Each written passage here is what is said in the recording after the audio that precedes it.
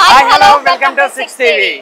So overall గా మన తెలంగాణలో చూసుకుంటే గనక పార్లమెంట్ ఎలక్షన్లు అయితే అయిపోయినాయి. మరి 17 సీట్లలో ఎక్కువ ఏ పార్టీకి ఎన్ని వస్తాయని అనుకుంటున్నారో, మరి పబ్లిక్ ఒపీనియన్ ఎలా ఉందో మరి ఇప్పుడు పబ్లిక్ అడిగే తెలుసుకుందాం రండి. సో మరి బీజేపీకి వస్తాయా ఎక్కువ సీట్లు, కాంగ్రెస్కి వస్తాయా, టీఆర్ఎస్కి వస్తాయా, మరి ఎంఐఎంకి? సో ఈ దేనికి ఎక్కువ సీట్లు వస్తాయి 17 సీట్లలో? మరి ఎక్కువ సీట్లు ఎవరికి, ఏ పార్టీకి ఎక్కువ వస్తాయో పబ్లిక్ కూడా ఏమనుకుంటున్నారు అని, పబ్లిక్ కూడా దేనికి ఎక్కువ ఓటింగ్ చేశారు అనేది అయితే ఒకసారి వాళ్ళ ఒపీనియన్లోనే మనం అయితే కనుక్కుందాం. చలో हाय तो टूर को వచ్చినా మంచిగా ఎంజాయ్ చేయడానికి मस्त एंजॉय कर रहे, बच्चों को लेके घूम रहे फिर रहे. बहुत बेहतरीन सिटी है, हैदराबाद सिटी है. मेरा एरिया ही हैदराबाद है, इधर ही रहता हूँ मैं. करीब में टैंक बंड के बाजू MS बख्ते में. बहुत अच्छा सिटी है फिरने के लिए, घूमने के लिए. कनेक्ट NTR पार्क है, लुम्बिनी पार्क है, IMAX है, प्रसाद है, इधर टैंक बंड है, हुसैन सागर है. बहुत अच्छा प्लेस है. ఓకే అంకుల్, రీసెంట్గా అయితే ఇప్పుడు పార్లమెంట్ ఎలక్షన్లు అయిపోయినాయి కదా, మరి దేనికి ఎక్కువ సీట్లు రాబోతున్నాయని మీరు అనుకుంటారు? ఏ పార్టీకి ఎక్కువ సీట్లు వస్తాయని మీరు అనుకుంటున్నారు?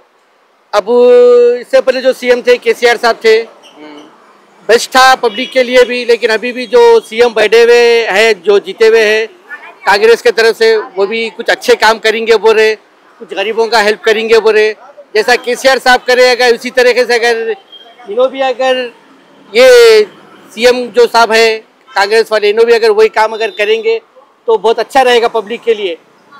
हर किसी को कांग्रेस का उम्मीद रहता, सेंट्रल से, हुकूमत से कांग्रेस का था. जैसा आपके पिछले टाइम पे जो KCR साहब थे, पब्लिक बहुत खुश था उनसे.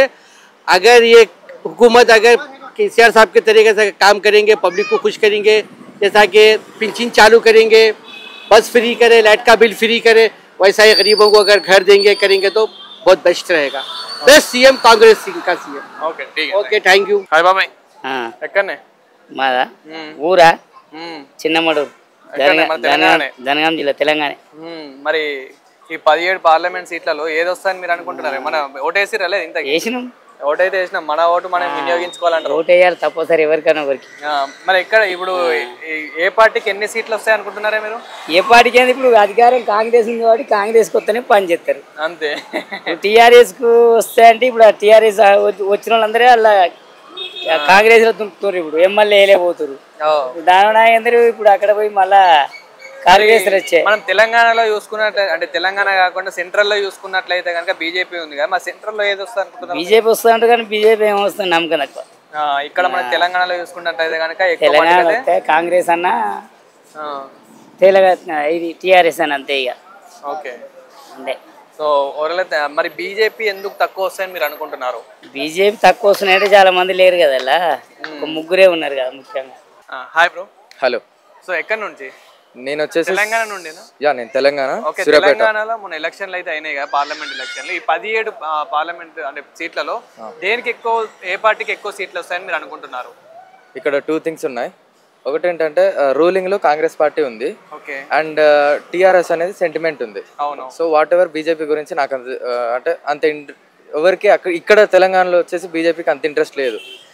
సో మనం రూలింగ్ పార్టీ చూసుకుంటే ఇక్కడ half of the majorities goes to Congress and half of the majorities goes to TRS, what ever maybe. So ఈ రెండు నాకు తెలిసి ఇక్కడ లీడింగ్లో 50-50% ఉండొచ్చు. మోస్ట్ ప్రాబబ్లీ ఇక్కడ షాకింగ్ న్యూస్ ఏంటంటే TRS రావచ్చు, కాంగ్రెస్ రావచ్చు. నాకు తెలిసి most of the Telangana people most probably Congress వస్తుందని అనుకుంటారు, కానీ ఇక్కడ దీంట్లో TRS సీట్లు ఎక్కువ వచ్చే అవకాశం కూడా ఉన్నది. ఓకే, అంటే మోస్ట్లీ అయితే ఎక్కువ వరకు అయితే కాంగ్రెస్ కే సీట్లు అయితే ఎక్కువ వస్తాయని మీరు అనుకుంటున్నారు? రూలింగ్ పార్టీ కాంగ్రెస్ లో ఉంది కాబట్టి కాంగ్రెస్ కి రావచ్చు, కానీ షాకింగ్ న్యూస్ ఒకవేళ TRS కి కూడా ఎక్కువ రావచ్చు. 1-2 సీట్ వచ్చినా అది ఎక్కువే కదా. అవును, యా, అది నేను చెప్పదలుచుకున్నాను. ఓకే, అంటే ఓవరాల్ చూసుకుంటే బీజేపీ అయితే ఇక్కడ తక్కువ రావచ్చు, కానీ మిగతా పార్టీలు అయితే ఎక్కువ రావచ్చు. ఇక్కడ ఒక ఎడ్యుకేటెడ్ స్టూడెంట్ అండ్ ఎవరైతే రూమ్లో కూర్చొని చదవకుండా కొంచెం బయట సమాజంలో వచ్చి తిరుగుతాడో మోస్ట్ ప్రాబబ్లీ వాడు TRSకి వేస్తాడు.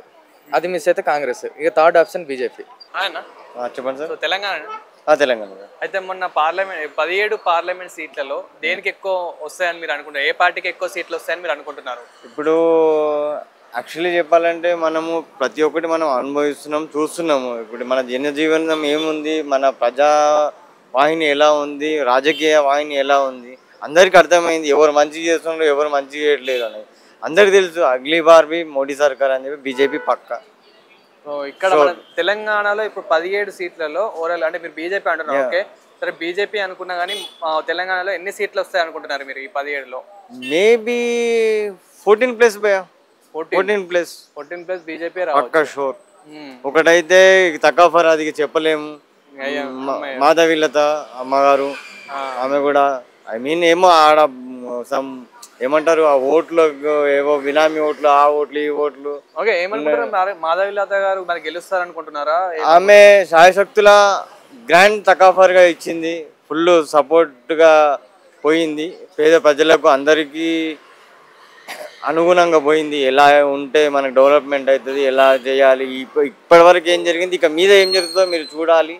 అందుకనకనే బీజేపీ కోట అని చెప్పేసి ఆమె గట్టిగానే సమాధానం ఇచ్చి అందరికీ చెప్పింది. కాబట్టి ఈసారి కూడా మాధవీలత రావచ్చు కంపల్సరీ అనుకుంటున్నాను. సో ఓవరాల్ చూసుకున్నట్లయితే కనుక 13 సీట్ల వరకు అయితే బీజేపీ అయితే రావచ్చు అని 13+ మేబీ. ఓకే.